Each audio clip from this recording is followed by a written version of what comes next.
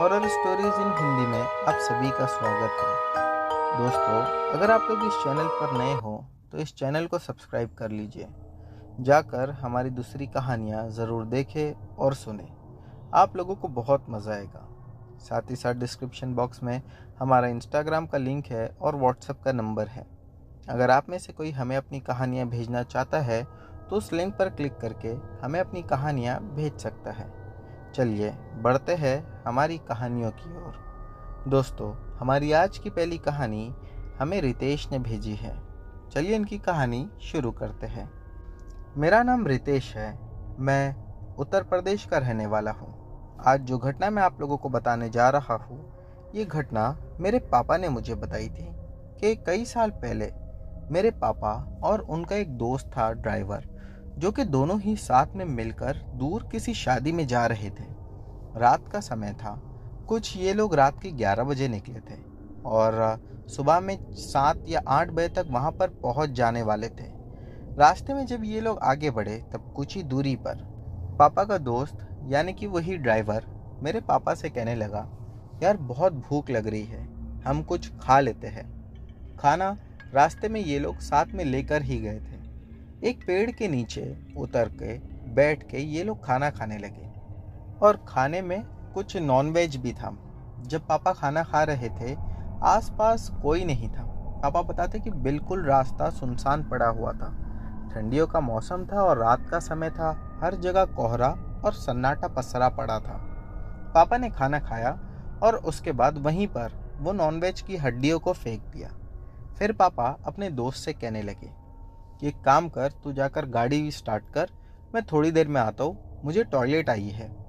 पापा ने जो उनके पास पानी का सामान था उसे लिया और उसी पेड़ के दूसरी ओर जाकर बैठ गए। पापा बताते हैं कि मैं जैसे ही बैठा तभी मुझे ऐसा लगा कि दूर से कोई मेरी ओर ही चलता हुआ आ रहा है। मुझे ऐसा लगा एक बार को कि कहीं यही मेरा वो दोस्त है। मुझे थोड़ा सा अजीब लगा, इसीलिए मैंने मुंडी दूसरी तरफ घुमाया और मुंडी दूसरी तरफ घुमा के चिल्ला कर कहा कि अरे दूसरी ओर जाना।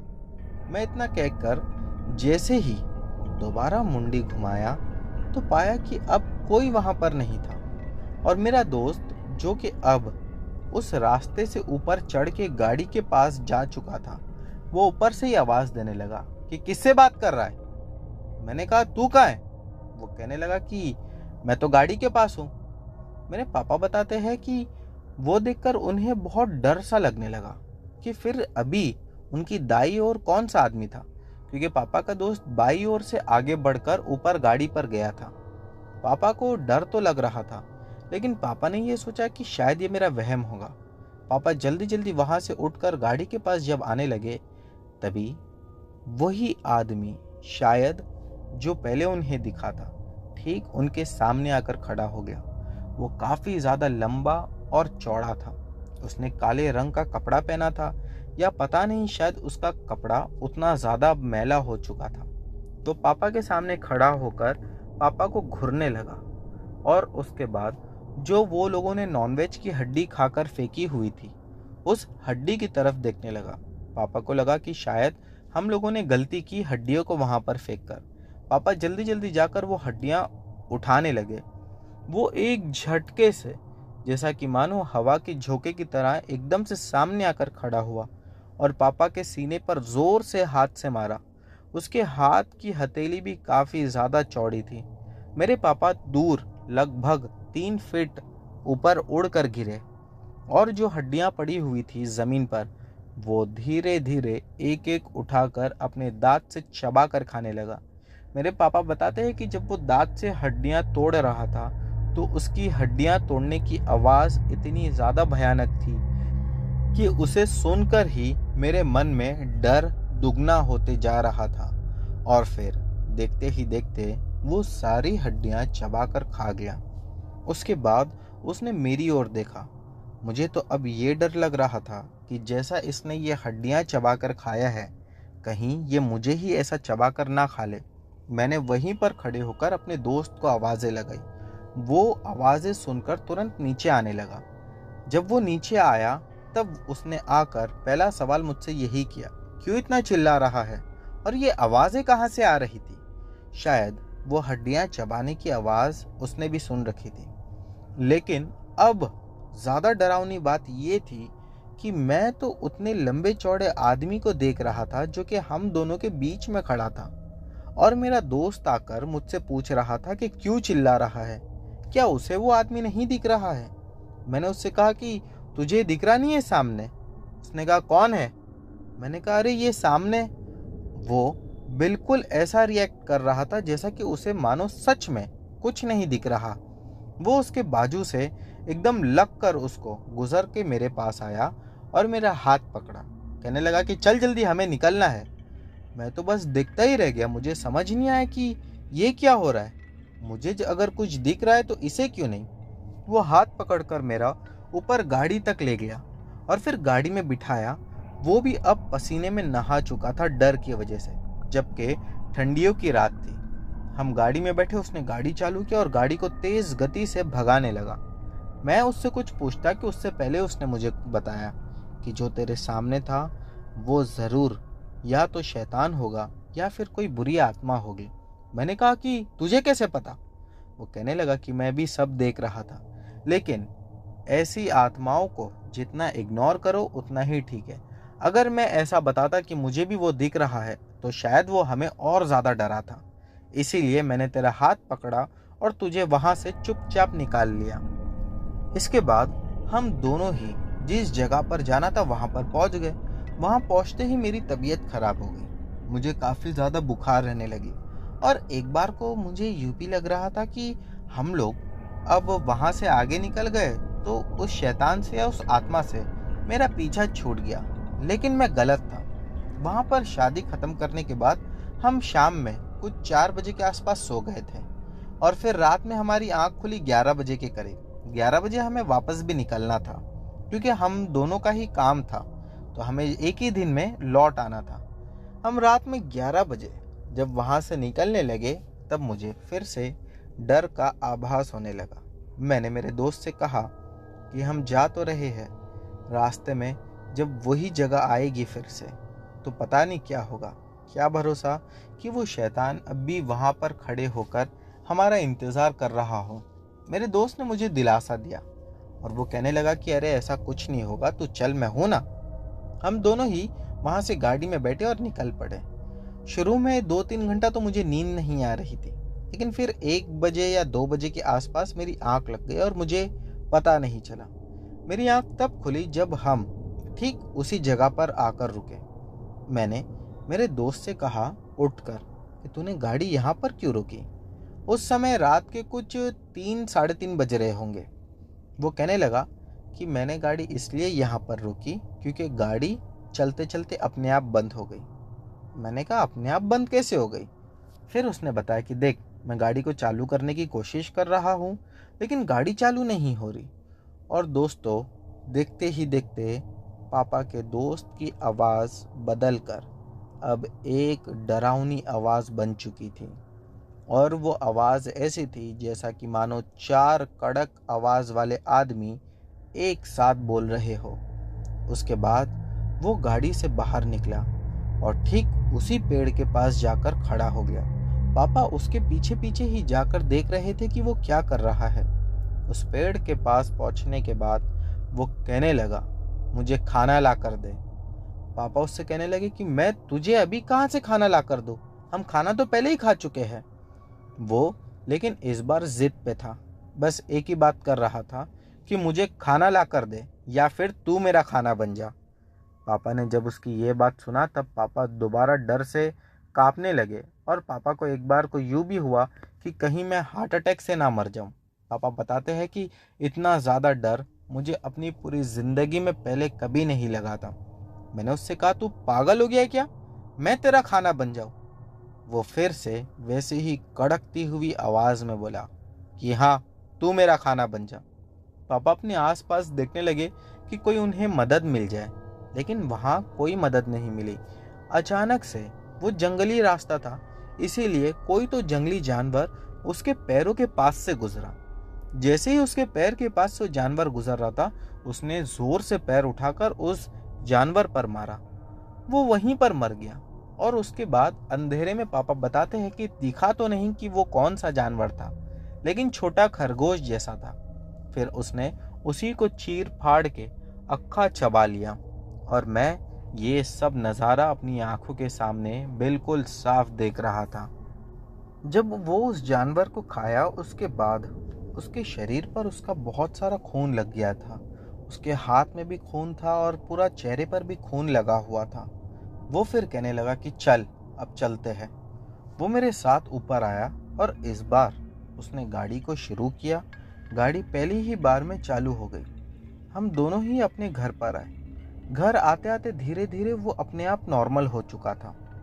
वो जब गाड़ी से उतरा घर के पास, तब वो खुद को ही देखकर डर गया। मैंने उसे कुछ नहीं बताया। वो मुझसे बहुत कहने लगा कि ये क्या है, मेरे चेहरे पर हाथ पर इतना खून कैसे है। मैंने उसे कुछ नहीं बताया। मैंने कहा कि तू टेंशन मत ले, पहले मेरे साथ चल। मैंने उसका हाथ पैर धुलाकर उसको दूसरे कपड़े पहनाया और उसके बाद उसे सीधा पास ही के एक मंदिर में लेकर गया। वहां जाकर पुजारी जी को सारी बात बताया। वो पुजारी जी ने उस मेरे दोस्त को उसी मंदिर में रुकने को कहा और कहने लगे कि 3 दिन तक इस भगवान के सामने ही तुम रहना, बस इनसे दूर कहीं मत जाना। मेरे दोस्त को खाना पहुंचाना मंदिर में और सब कुछ मैंने ही किया, लेकिन मैं ये नहीं जानता था कि मुसीबत अब शायद मेरे ऊपर आ जाएगी। क्योंकि दोस्तों उसके बाद 3 दिन जब वो मंदिर में रहा और पुजारी जी ने कुछ क्रिया की, जिसके बाद वो तो ठीक हो गए। अब हुआ कुछ ऐसा कि चौथे दिन रात के समय जब मैं सो रहा था, तब मुझे ऐसा लगा जैसा कि घर में कोई भारी कदमों के साथ एक जगह से दूसरी जगह भाग रहा है। मैं तुरंत ही उठकर अपने घर पर देखने लगा। मेरी पत्नी और मेरे बच्चे तो सो रहे थे। फिर ये आवाज़ किसकी थी और कहाँ से आ रही थी? मैं आसपास सब जगह देखा, लेकिन मुझे समझ में नहीं आया कि अचानक से मैंने घर के अंदर उसी दानव को देखा जिसे मैंने उस जंगल में देखा था। वो सामने आकर मेरे खड़ा हुआ और फिर से एक ही बात कहने लगा, मुझे खाना चाहिए। मैंने कहा कि खाना मैं अभी कहाँ से लाके दूँ? वो किचन में गया और जाकर जो कुछ भी था उसे सब कुछ खा गया। खाने के बाद वो वहाँ से बाहर निकला, दरवाज़ा खोलकर निकल गया। मैं उसे देखकर काफ़ी ज़्यादा हैरान था। मेरा पूरा किचन खराब हो चुका था, यानी कि बर्तन सब बिखरे पड़े थे और खाना भी काफ़ी ज़्यादा ज़मीन पर गिरा पड़ा था। मैं अगले दिन जल्दी से उठकर तुरंत उसी पुजारी जी के पास गया। जाकर उन्हें सारी बात बताई। पुजारी जी कहने लगे कि तुम्हारे दोस्त पे से तो वो मुसीबत हट गई, लेकिन अब वो तुम पर आ चुकी है। मैंने पुजारी जी से कहा कि अब मैं क्या करूं, आप ही मुझे इसका कुछ समाधान बताइए। रात के समय पुजारी जी ने कहा कि तुम रात में जब सोओगे तभी सोने से पहले जो तुम्हारे मंदिर का रूम है उसका दरवाज़ा खोल कर सोना। वो चाह कर भी नहीं आ पाएगा। मैंने वैसे ही किया। वो घर के अंदर तो नहीं आया, लेकिन घर के बाहर उसके घूमने की आवाज़ मैं बिल्कुल साफ सुन पा रहा था। मैं डर के अगली सुबह जब पुजारी जी के पास गया तो उन्होंने बताया कि इसका समाधान मैं जानता हूँ, लेकिन काफ़ी कठिन है। मैंने कहा कि जो भी हो आप मुझे बताइए, मैं करूँगा। पुजारी जी मेरे को कहने लगे कि हमें उसी जगह पर जाना होगा जिस जगह पर तुम्हें वो दानव मिला था। मैंने कहा कि ठीक है। और वो कहने लगे कि रात के 12 बजे से 3 बजे के बीच में ही हमें जाना होगा। मैं पुजारी जी को गाड़ी में लिया और ठीक 1 सवा 1 बजे के आसपास उस जगह पर पहुंच गया। वहां पर उन्होंने आग लगाई और उसके बाद कुछ तंत्र मंत्र पढ़ने लगे, जिसके बाद मैंने दोबारा उसी दानव को सामने से आता हुआ देखा। पुजारी जी जो आग लगाकर जो भी तंत्र मंत्र पढ़ रहे थे, उससे वो दानव शायद दूर ही खड़ा होकर देख रहा था, वरना अब तक तो वो हमारे पास आकर शायद हमें मार चुका होता। फिर पुजारी जी ने उसी आग में से कुछ निकाला, पता नहीं वो क्या था, और उसकी ओर फेंका। वो उठाकर जल्दी से उसे खाने लगा और वो लेकर वहां से भाग गया। मैंने कहा वो क्या था? पुजारी जी ने कहा कि वो सब तुम मत पूछो, बस जो भी था अब आज के बाद ये तुम्हें कभी परेशान नहीं करेगा। और दोस्तों फिर हुआ भी कुछ वैसा ही। उसके बाद न ही तो वो दानव कभी दिखाई दिया और न ही मैं कभी घर में परेशान हुआ। फिर हम दोनों ही दोस्त, जो भी मेरे साथ ड्राइवर था, वो बहुत बहुत जाकर पुजारी जी का धन्यवाद किए और उसके बाद से हम रात के समय कहीं पे भी अकेले जाते ही नहीं थे। तो दोस्तों, ये थी रितेश जी की कहानी। बढ़ते हैं अगली कहानी की ओर। दोस्तों, हमारी अगली कहानी साहिल की है। चलिए इनकी कहानी शुरू करते हैं। मेरा नाम साहिल है। आज मेरी उम्र 39 साल की है। ये घटना जो मैं आप लोगों को बता रहा हूँ, ये आज से लगभग 19 साल पहले घटी थी। उस समय मेरी उम्र 20 साल की होगी। हम 4-5 दोस्त थे और सभी लोग घूमने के लिए मेला गए हुए थे। मेले से लौटते समय हमें रात में काफ़ी ज़्यादा समय हो गया था। तभी ही मेरा एक दोस्त था। हम सब अपनी मस्ती मजाक में आगे बढ़ते जा रहे थे, लेकिन वो दोस्त को पता नहीं क्या सूझा कि वो जल्दी जल्दी हमसे आगे गया और कहने लगा कि मुझे बाथरूम आया है। वो बाथरूम करने के लिए एक कोने में झाड़ियों में चला गया और वहां जाने के बाद वो रुक गया। फिर हम लोग भी बाहर मेन रोड पर रुके हुए थे। जब 10 मिनट हो गई और वो बाहर नहीं आया, तब हमने मेन रोड से आवाज लगाई, अरे तू अंदर ही है क्या, कितना समय लगेगा? लेकिन उसका कोई जवाब नहीं था। मेरे एक दोस्त ने कहा कि चलो हम जाकर देखते हैं, ये दिखाई भी नहीं दे रहा। हम थोड़ा सा झाड़ियों में गए कि वो एक पैर उठाकर और दोनों हाथों को अपने सर पर रखकर खड़ा था, जैसा कि एक स्कैरक्रो खेत में होता है।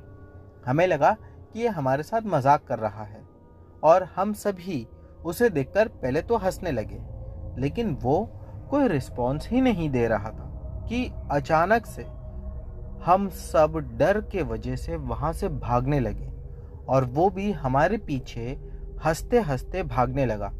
कहने लगा कि अरे डरो मत, मैं ही हूँ। हम काफ़ी तेज बहुत आगे तक भाग चुके थे।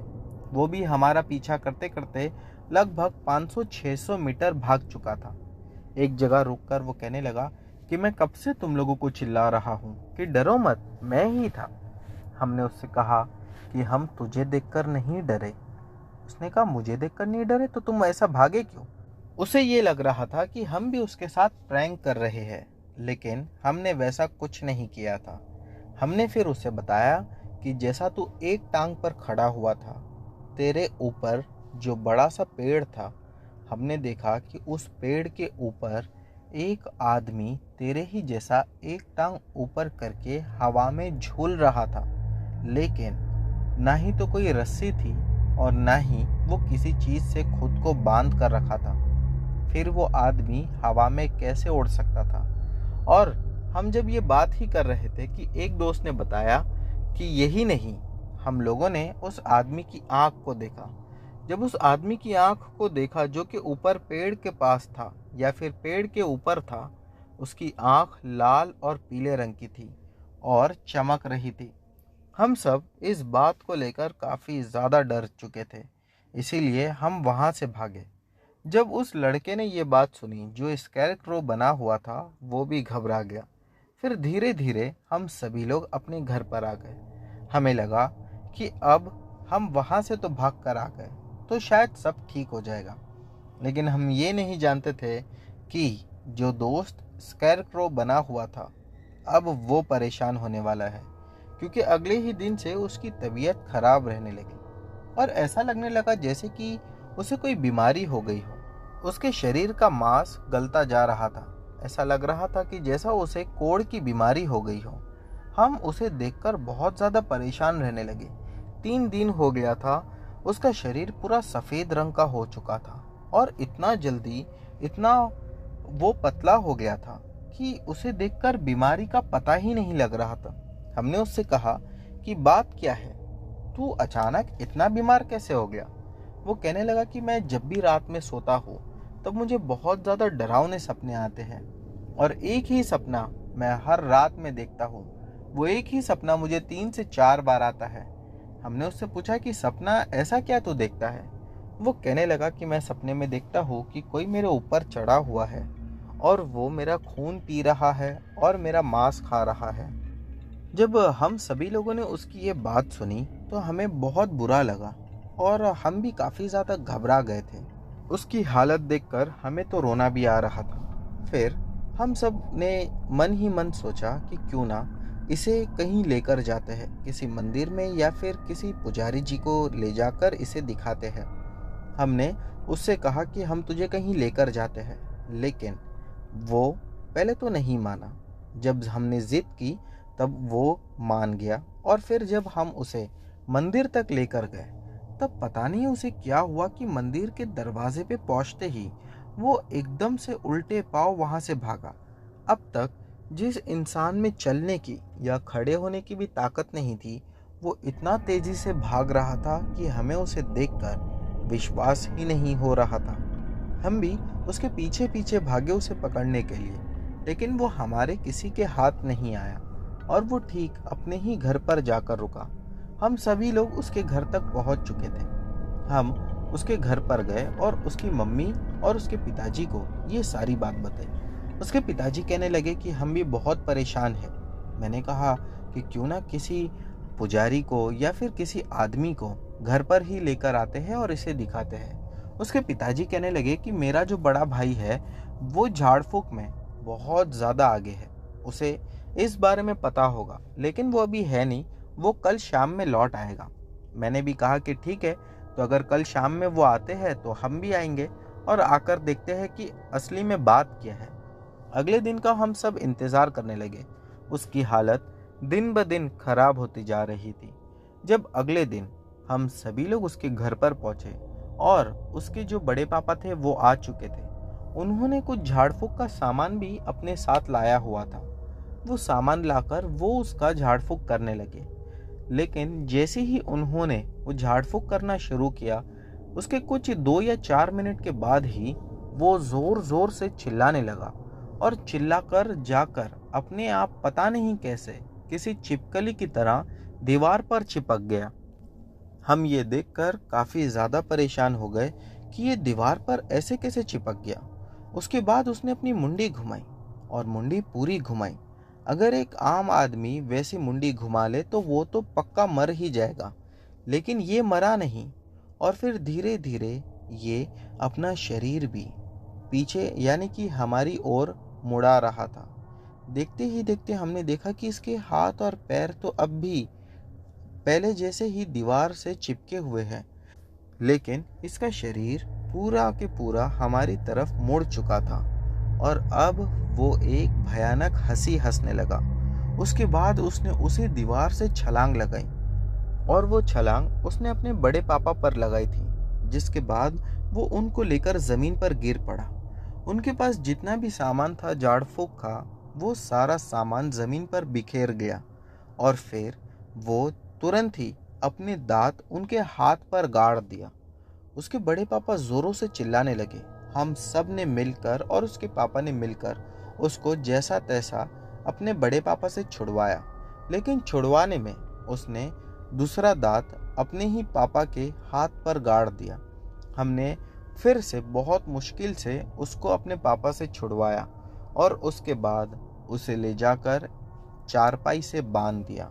अब घर के सभी लोग बहुत ज़्यादा परेशान थे। उसके बड़े पापा कहने लगे कि मैं जानता हूँ इसका इलाज कैसे होगा। वो कहीं बाहर चले गए और कहने लगे कि मैं ठीक रात में 12 बजे घर पर आऊँगा और जब मैं घर पर आऊँगा तब मैं इसका इलाज कर ही दूंगा। वो चारपाई को भी लेकर दीवार पर चिपक रहा था। पता नहीं उसमें इतनी शक्ति कैसे आ गई थी, जो कि अब तक अपने बिस्तर से उठकर खड़ा नहीं हो पा रहा था। वो इतना सब कुछ इतनी आसानी से कैसा कर रहा था, ये हमारे तो समझ के बाहर था। हम अब भी खड़े होकर यही देख रहे थे कि ये क्या करेगा। रात में जब उसके बड़े पापा आए तभी हमने देखा कि उसके बड़े पापा के झाड़ फूक शुरू करते ही वो फिर से कावरा बावरा हो गया, जोरों से चिल्लाने लगा और इधर उधर भागने लगा। और जो खाट यानी कि चारपाई उससे बंधी हुई थी वो उसे लेकर भाग रहा था। फिर अगले ही कुछ पल में वो चारपाई के 4 टुकड़े हो चुके थे और अब उसे संभाल पाना और ज़्यादा मुश्किल हो रहा था। तभी ही जितने लोग उस कमरे में थे वो सब के सब बाहर आ गए और कमरे को बंद कर दिया गया।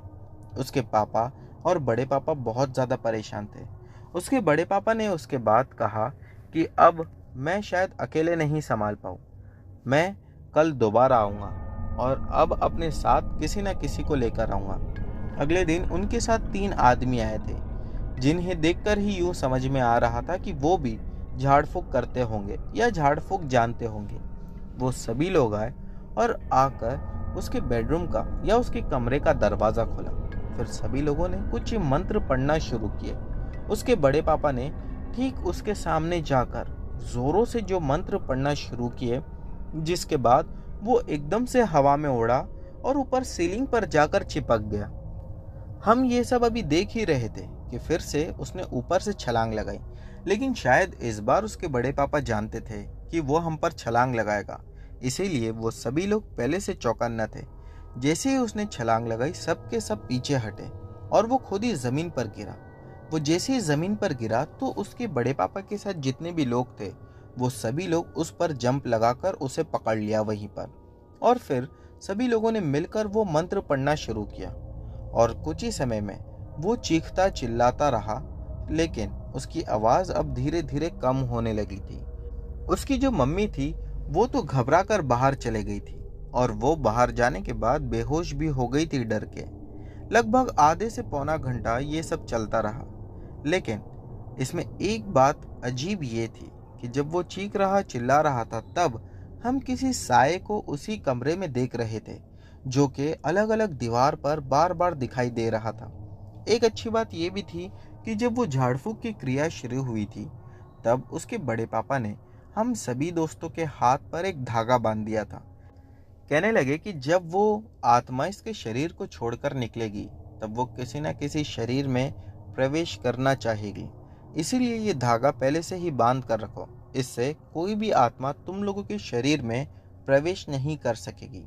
हम सभी लोग उसी का इंतजार कर रहे थे, और हमने देखा कि वो आत्मा एकदम बेचैन होकर इधर से उधर घूमती हुई नजर आ रही थी। और फिर जैसे ही वो आत्मा उसके शरीर से निकली, उसके बड़े पापा ने वो धागा उसके भी हाथ पर बांध दिया। कुछ ही समय में, शायद आधे से 1 घंटे में, वो जो पूरा सफ़ेद हो चुका था, अब वो धीरे धीरे ठीक होने लगा। हमें तो ऐसा लग रहा था कि ये कोई चमत्कार है जो हम अपनी आंखों से देख रहे हैं। लेकिन फिर हमने देखा कि वो आत्मा खिड़की से बाहर पता नहीं कैसे निकल गई। मैंने तुरंत ही उसके बड़े पापा से कहा, अरे देखो वो भाग गई। उसके बड़े पापा ने सिर्फ मुझे चुप रहने का इशारा किया और कहने लगे कि अच्छा है, वो भाग गई, अब वो दोबारा कभी यहाँ नहीं आएगी। फिर उन्होंने वही धागा उसके घर के चारों ओर बांध दिया और कहने लगे कि अब वो आत्मा ना ही तो घर में कभी आ पाएगी और ना ही तुम में से किसी के शरीर में प्रवेश कर पाएगी। और फिर वैसा ही हुआ। आज तक वो आत्मा ना ही तो हमें कभी दिखाई दी और ना ही कभी हमने उसे महसूस किया। तो दोस्तों, ये थी साहिल जी की कहानी। बढ़ते हैं हमारी अगली कहानी की ओर। दोस्तों, हमारी अगली कहानी नीतीश की है। चलिए इनकी कहानी शुरू करते हैं। मेरा नाम नीतीश है। आज जो घटना मैं आप लोगों को बताने जा रहा हूँ, ये 2016 नवंबर के महीने में हम सभी लोगों के साथ घटी थी। उस समय मैं अपनी जॉब से अपने घर पर आ रहा था। मैं जॉब पर बाइक लेकर जाया करता था और बाइक से ही आता जाता था। मेरा घर जहाँ पर मैं जॉब करता था, वहाँ से लगभग 16 से 18 किलोमीटर की दूरी पर था। मुझे हमेशा ही ऐसा होता था कि रात में जॉब से छूटकर घर आने में 9 बज ही जाते थे। उस दिन मेरी ऑफिस में ज़्यादा काम था, जिस वजह से मुझे घर आने में 12 बज चुके थे। जब मैं अपने घर पर पहुंचा तो मैंने मेरी पत्नी से कहा कि आज मैंने रास्ते में एक अजीब सी चीज़ देखी। वो मुझसे कहने लगी कि क्या था। मैंने कहा कि एक भिखारी रास्ते में बैठकर भीख मांग रहा था। तो मेरी पत्नी ने मुझसे कहा कि इसमें अजीब क्या बात थी। मैंने कहा कि इतनी रात में ऐसे सन्नाटे रास्ते पर एक भिखारी भीख मांग रहा है, जबकि आसपास कोई उसे भीख देने वाला भी नहीं था, तो वो वहाँ पर भीख किससे मांग रहा था। मेरी पत्नी मुझसे कहने लगी फिर कि हो सकता है वो भिखारी रोज़ाना वहीं पर रहता होगा, लेकिन आपने कभी नोटिस नहीं किया। मैंने कहा कि हाँ, ये भी बात हो सकती है। मैं फिर अगले दिन अपने जब जॉब पर गया, तब पूरा दिन वही भिखारी मेरे दिमाग में घूम रहा था। मैं रात में कुछ 8:30 बजे के आसपास ऑफिस से निकला। जिस जगह पर वो भिखारी पिछली रात में मुझे दिखा था, मैं उसी जगह पर जाकर उसे देखने लगा, लेकिन इस बार वो मुझे कहीं दिखाई नहीं दिया। मुझे एक बार को यूं लगा कि क्या पता कल जो मैंने देखा ये सिर्फ मेरा वहम था या फिर सच में मैंने कोई भिखारी देखा था। मैं उस जगह पर बाइक रुकाकर उतर कर जाकर देखने लगा, लेकिन दोस्तों वहां पर कोई नहीं था। मैंने सोचा कि हो सकता है कल ही होगा और आज नहीं है। मैं अपने घर पर चला गया, लेकिन अब भी वो भिखारी मेरे दिमाग में घूम रहा था, क्योंकि उसने पूरी तरह से एक चादर ओढ़ कर रखी थी, जिससे उसका चेहरा तो नहीं दिख रहा था, लेकिन हाँ चेहरे पर बहुत बड़े बड़े बाल थे जो उसकी वो चादर से बाहर निकलकर दिख रहे थे। मैं अपने घर जाकर खाना खाकर सो गया। फिर कुछ 4-5 दिन के बाद दोबारा ऐसा हुआ कि ऑफिस में ज़्यादा काम था। हमने नई नई ऑफिस खोली हुई थी, इस वजह से कई बार ऐसा होता था कि ऑफिस से लौटने समय मुझे काफ़ी ज़्यादा समय हो जाता था। उस रात भी मुझे घर आने में देर हो चुकी थी। करीब 12:30 बजे के आसपास मैं ऑफिस का शटर डाउन करके अपने घर के लिए निकला। जब मैं घर पर आ रहा था, इस रात फिर से मुझे वही भिखारी दिखा। रास्ता बिल्कुल सुनसान था, कोई नहीं था, और वो भिखारी कटोरा लेकर वहीं पर बैठा हुआ था। रात में अक्सर आप में से भी बहुत सारे लोगों ने देखा होगा कि जो रास्ते पर ही रहते हैं वो लोग सो जाया करते हैं, लेकिन वो बैठा हुआ था। इसका मतलब ये था कि वो सोया हुआ नहीं था, और अगर वो भीख मांग रहा था तो किससे मांग रहा था। मैं इस बार जब उसे देखा तो मैंने बाइक को रुका दिया, और मुझे लगा कि शायद इसे पैसों की बहुत ज़्यादा ज़रूरत है, इसीलिए ये इतनी रात में भी जागा है और भीख मांग रहा है। तो मैं उतरकर उसके पास गया और मैंने उससे कहा कि बाबा आपने खाना खाया? लेकिन इस पर उसका कोई जवाब नहीं था। मैंने दोबारा उससे पूछा कि बाबा आपको पैसे चाहिए कि मैं आपको खाना ला कर दूं? इस बार भी उसने कोई जवाब नहीं दिया और वो बिल्कुल शांत एक ही जगह पर बैठा रहा। मुझे अब तो थोड़ा सा गुस्सा भी आ रहा था कि ये कुछ बोल भी नहीं रहा है, बस चुपचाप बैठा हुआ है। मैंने तीसरी बार जैसे ही बोलना चाहा, तभी ही एक जोर का हवा का झोंका आया, जिसके वजह से उसकी जो चादर उसने ओढ़ कर रखा था वो उसके चेहरे से हटी। उसका चेहरा बेहद डरावना था। ऐसा लग रहा था कि वो जल चुका हुआ है। और उसने जब मुंडी उठाकर मेरी ओर देखा, तब मेरे पैर जमीन पर नहीं थे, क्योंकि उसकी आंखें हरी और नीली कलर की थी। वो मुझे ही बस घूरे जा रहा था। फिर वो धीरे धीरे उठकर खड़ा हुआ और मेरे पास आगे आया। अब मुझ में और उसमें सिर्फ 2 या 3 कदम का ही डिस्टेंस रहा होगा। वो आकर मुझे बस घूरने लगा और अपने हाथ से आगे की ओर इशारा करके कुछ दिखाने लगा। मैं आगे देखने लगा, मुझे तो कुछ भी दिखाई नहीं दिया। मैंने कहा कि आपको आगे तक छोड़ना है क्या? मैं आपको आगे तक छोड़ दूं? उसने इस पर भी कोई जवाब नहीं दिया और मेरी बाइक के पास जाकर खड़ा हो गया। मैंने बाइक स्टार्ट की और उसे बैठने के लिए कहा। वो मेरी बाइक पर बैठ गया। मुझे लगा कि थोड़ा आगे जाकर इसे छोड़ दूंगा, लेकिन थोड़ा आगे जाने के बाद जब मैं पीछे मुड़कर देखा तो मेरी बाइक पर कोई नहीं था, और अब भी मुझे यूं ही महसूस हो रहा था जैसा कि मेरी बाइक पर कोई बैठा हुआ है। मैं ये देखकर बहुत ज़्यादा घबरा गया और मैं अपने आसपास पीछे देखने लगा, लेकिन दूर दूर तक मुझे कोई दिखाई नहीं दे रहा था। सवाल ये उठता था कि अगर वो मेरे पीछे बैठा नहीं है तो मुझे बाइक पर किसका वजन महसूस हो रहा था। मैंने एक बार फिर से अपने पीछे देखा। जब कोई नहीं दिखा तब मैंने बाइक शुरू कर दी, और बाइक शुरू करके अब मैं आगे बढ़ने लगा। मुझे पसीने आ रहे थे। कुछ देर आगे जाने के बाद अचानक से मुझे यूं महसूस हुआ जैसा कि किसी ने मेरे कंधे पर हाथ रखा है और मेरे कंधे को दबा रहा है। मैंने तुरंत ही बाइक रोककर पीछे मुड़कर देखा तो पाया कि वो भिखारी मेरी बाइक पर ही था, और वो मेरा कंधा इसलिए दबा रहा था क्योंकि उसे वहीं पर उतरना था।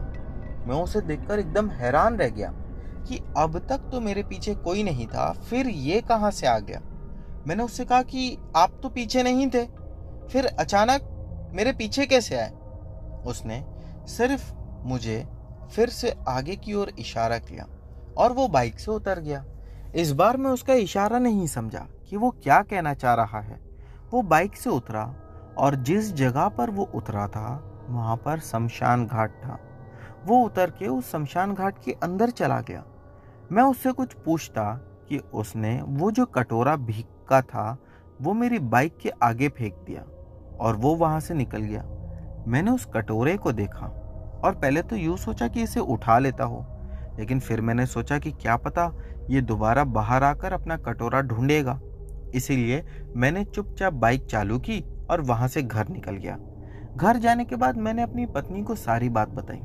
मेरी पत्नी मुझसे कहने लगी कि हो ना हो वो कोई आत्मा ही होगी और वो शायद तुमसे अपना कोई काम कराना चाहती हो, लेकिन हो सकता है कि तुम्हें समझ में नहीं आया होगा।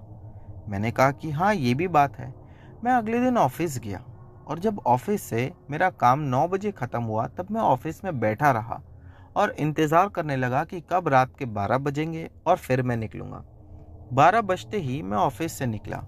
ठीक उसी जगह पर आ पहुँचा जहाँ पर वो भिखारी बैठा होता था, लेकिन इस बार वो मुझे नहीं दिखा। हाँ, लेकिन उसका कटोरा अब भी वहीं पर पड़ा हुआ था। मैंने इस बार उसका कटोरा वहाँ से उठा लिया और आगे बढ़ने लगा। जिस जगह पर शमशान घाट आता था उसी जगह पर मुझे वो भिखारी दिखाई दिया। शमशान घाट के गेट पर वो खड़ा हुआ था। मैंने उसे देखा। वो मेरे पास धीरे धीरे झुकी कमर के साथ आगे आया और आकर मेरे हाथ से उसने कटोरा लिया। कटोरा लेकर फिर वो अंदर चला गया और उसके बाद मैं अपने घर चला गया। मैंने मेरी पत्नी को बताया तो मेरी पत्नी मुझसे कहने लगी कि घबराने की कोई बात नहीं। उसने मेरे हाथ पर एक बंदिश का धागा बांध दी और मेरे गले में उसने लॉकेट डाल दिया हनुमान जी का। वो कहने लगी कि अगर कोई बुरी आत्मा होगी तो वो अब तुम्हें परेशान नहीं करेगी। दोस्तों, इस घटना के बाद मैं इतना ज़्यादा डर गया था कि 3-4 महीने तक मैं 9 बजते ही ऑफिस से निकल जाता था, चाहे मुझे काम कितना ही हो। लेकिन मैं घर आ जाता था और फिर अगले दिन जाकर काम करता था। और जब 3-4 महीने के बाद एक दिन ऐसा आया कि मुझे ऑफिस में ज़्यादा देर तक मजबूरन रुकना पड़ा, तो जब मैं वहाँ से 12 बजे निकल कर आया तो मुझे वो आत्मा या फिर वो भिखारी कहीं नहीं दिखा। हो सकता है कि उसे जो काम करवाना होगा वो काम हो गया होगा, या फिर सच में वो भिखारी था। वो क्या था मैं नहीं जानता। अगर आप में से कोई जानता है तो नीचे कमेंट में ज़रूर बता सकता है। तो दोस्तों, ये थी नीतीश जी की कहानी। बढ़ते हैं हमारी अगली कहानी की ओर। दोस्तों, हमारी अगली कहानी करण ने भेजी है। चलिए इनकी कहानी शुरू करते हैं। मेरा नाम करण अरोरा है और मैं पंजाब के बादशाहपुर का रहने वाला हूँ। ये तब की बात है जब मैं 3rd स्टैंडर्ड में था। उस दिन बहुत ज़्यादा गर्मी थी। मैं, मेरा भाई और मेरे कुछ दोस्त और उसके कुछ दोस्त, हम सब अपने एक अपार्टमेंट में थे। शाम के कुछ 4:30 बज रहे थे। हमने सोचा कि हम सब क्रिकेट खेलते हैं। हमने, मेरे भाई ने और कुछ दोस्तों ने, जिसका नाम खुशनूर था, उनको कहा कि हमारे स्कूल के ग्राउंड में कम से कम 5 क्रिकेट बैट और 2 टेनिस बॉल है, तो अभी जाकर वो लेकर आओ। मेरे जो भाई थे और उनके दोस्त, ये सब तो बड़े लोग थे। तभी ही वो लोगों ने कहा कि ठीक है, लेकर आते हैं। वहाँ से स्कूल का रास्ता कम से कम 15 से 20 मिनट का था। आधा घंटा हो चुका था, लेकिन उनका कोई अता पता नहीं था। वो लोग फ़ोन भी नहीं उठा रहे थे। तभी उनका फ़ोन आया और हमारी जान में जान आई। वो कह रहे थे कि किसान का चक्का जाम था, यानी कि किसान लोगों ने हड़ताल की हुई थी, इसीलिए टाइम लग गया। बस 15 मिनट रुक जाओ, हम सभी लोग अभी आ जाएंगे। और उन्होंने बताया कि वो लोग वहाँ से कुछ 3 किलोमीटर की दूरी पर है। तभी एकदम से दरवाज़ा खुला और वो आ गए। हम डर गए और उनसे पूछने लगे कि तुम तो अभी फ़ोन पर कह रहे थे कि 15 मिनट लगेगा, तुम तो 1 सेकंड में आ गए। वो कहने लगे कि हमने तो फ़ोन ही नहीं किया, तुमने किससे बात की हो फ़ोन पे। उन लोगों की ये बात सुनकर हम शॉक रह गए। तभी उसी नंबर से फ़ोन आया जिससे पहले मेरा भाई बात कर रहा था। वहाँ से हमारा भाई और खुशनूर, जो हमारा दोस्त था, उन दोनों की चीखों की आवाज़ें आ रही थी। तभी अचानक अपने आप फ़ोन भी ब्लास्ट हो गया और लाइट चले गई। ये देखकर मैं तो बेहोश हो गया और जब मेरी आँख खुली तब मैं हॉस्पिटल में था। मुझे लग रहा था कि सिर्फ मैं ही बेहोश हो गया था, लेकिन वहाँ जितने लोग थे वो सब के सब बेहोश हो चुके थे। उस अपार्टमेंट के ओनर ने हमें देखा और वही हमें हॉस्पिटल ले गया।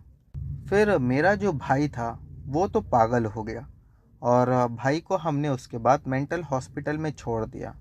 लेकिन हमारा सच्चा दोस्त वो हमें छोड़कर हमेशा के लिए चला गया। फिर हम कभी उस अपार्टमेंट में नहीं गए। तो दोस्तों, ये थी हमारी आज की सभी कहानियाँ। उम्मीद करता हूँ कि आप लोगों को पसंद आई होगी। दोस्तों, इनमें से जो भी कहानी आप लोगों को अच्छी लगी हो उसके बारे में कमेंट सेक्शन में लिखना मत भूलना। चैनल पर नए हो तो बिना सब्सक्राइब किए मत जाना। मिलते हैं हमारी अगली वीडियो में।